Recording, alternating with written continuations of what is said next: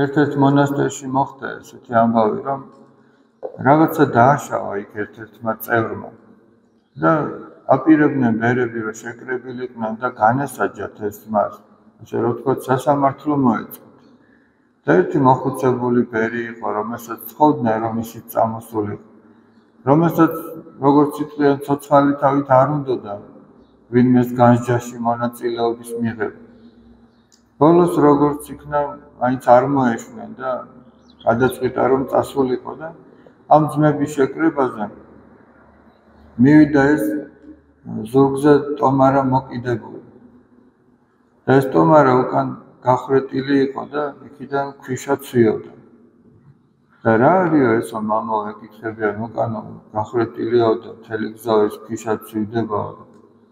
ის ამბობდა, რომ აი შეხედეთო ძმებო, ჩემს უკანო ცოდვები გროვდებაო და მე ამას ვერ ვხედავდიო და მე კიდე სხვის განსაჯელად მოვედი. და მიყვნენ ეს ბერები, რაც იყო საქმე, რაც უთხრა ამით. ანუ ჩვენ სხვის განსაკითხად მოვედით და ჩვენი ცოდვები კიდე ჩვენს უკან გროვდება და ამაზე ჩვენ არ ვფიქრობთ. და თავი ანებდეს იმ შემცდარი ძმის განსჯას.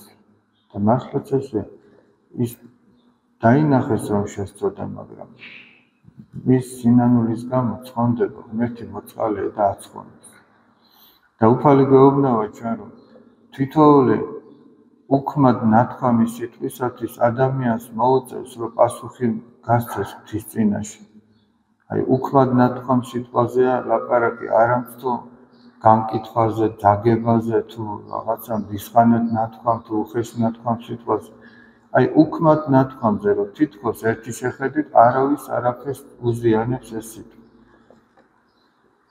და აღარაფერია იმაზე ნათქვამი, რომ განკითხვის გამოც რომ მოეკითხება ღვთის წინაშე ადამიანს.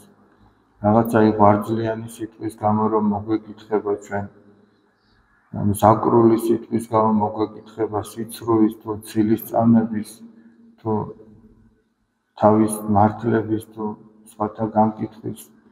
და ამიტომაც ერთ-ერთი დიდი მამა თავის სულიერ შვილებს ასწავლიდა და ეუბნაოდა, რომ დუმილი მრავალი ბოროტებისაგან გვიხსნის.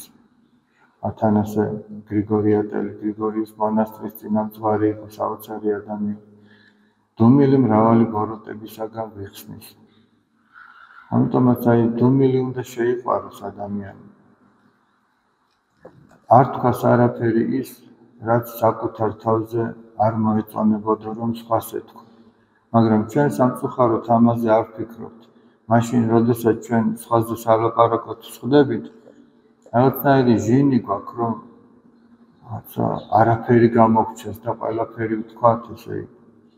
მაგრამ იმ ადამიანის ადგილზე საკუთარ თავს არ ვაყენებთ. ზოგჯერ სხვები განიკითხავენ და ჩვენ ჩავერთვებით. რა გვექნა, ვამბობთ, რა გვექნა. რა უნდა გვექნა და როგორც მინდა მამა ამბობს, თავი უნდა დაგვეხარა და გვეთქვა, რომ ჩვენ უარესი ვართ და სხვაზე ვილაპარაკოთ. აი უნდა გვექნა. ჩვენც გადავრჩებოდით და ის ჩვენი თანამოსაუბრეთ თუ დაფიქრდებოდა, ისიც გადარჩებოდა. ჩვენ ვიტყვით, რომ აი ეწყინებოდა, რომ არ გვეთქვა. ეწყინოს მე. თუ ცოდვაში არ აყვები ადამიანს და ეს ეწყინა, შეგი აი კაცის მოსაკლავად რომ მიდის და რო არ გაყვე და რო ეწყინება, უნდა გაყვე. და ესეთი რამდენი ყოფილა. აბორტის გასაკეთებლად მიდიოდა და აი რო არ გავყოლოდი არ შეიძლებოდა. ხო და რომ გაყევი შენ ცოდვაში ჩავარდი, შენ მიეხმარი კაცის მოკლაში. ზოგმა თვითონ მიაწოდა წამალი, ანუ დანა მიაწოდა, ვიდეო. უნდა ეწყინოს, თუ საწყენია, უნდა ეწყინოს. იმიტომაც ამბობს უფალი, რომ მე מחვილის მოსატანად მოვედი. იმიტომ რომ შეუძლებელია სიწმინდე და უწმინდურობა დამოყდნენ და ესე ცხოვრობ. ჭეშმარიტება და სიცრუე, სიძულვილი და სიყვარული შეიძლება რომ დამოყრებით იყვნენ. ამიტომაც აი ადამიანი უნდა დაფიქრდეს ესე. იმაზე, რომ ღვთის წინაშე რაც სწორია, ის აკეთოს. მიუხედავად იმისა, ვინმე შეწყინება თუ არ ეწყინება. პირველ რიგში ღვთის წინაშე უნდა იყოს სათნო ადამიანი, ღვთისმცნები ცხოვრობდეს და ადამიანს ღვთისმცნები ცხოვრება ასწავლის იმასაც, რომ ადამიანებთანაც სიყვარული ჰქონდეთ. თუ ეს სიყვარული შეიგი არ გაამრავლებს ცოდვას და სიყვარული ცოდვას ვერასოდეს ვერ გაამრავლებს. და სადაც იმ ურთიერთობებს ცოდვა მოაქვთ, ესე იგი ის სიყვარულით ურთიერთობა არ ყოფილა. ის სხვა რამე. შეუძლებელია სიყვარულის შედეგად ცოდვა გამრავლდეს. პირიქით, როგორც წმინდა იოანე ოქროპირი ამბობს, უმალ ხმელი ფიჩხი დაუდგებოდა ცეცხლსო წინა, ვიდრე ცოდვის ბუნება სიყვარულის ძალას. სიყვარულის ძალა დაწვავს ცოდვის ბუნებას. და იქ სადაც ჩვენ ხედავთ, რომ ხათრის გამო თუ რაღაცის გამო ცოდვა გამრავდა, იქ სიყვარული არ არის. იქ ღვთისმცნების დარღვევა. მერტი შეგვეციოს, რომ ჩვენ არ გვეთქვას არავიზე არაფერი ის,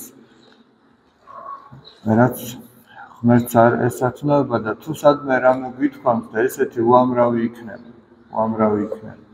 იმას სინანული ჭირდება და სხვა დროს კიდევ სანამ რაღაცა სიტყვის, იქ დაფიქრება ჭირდება.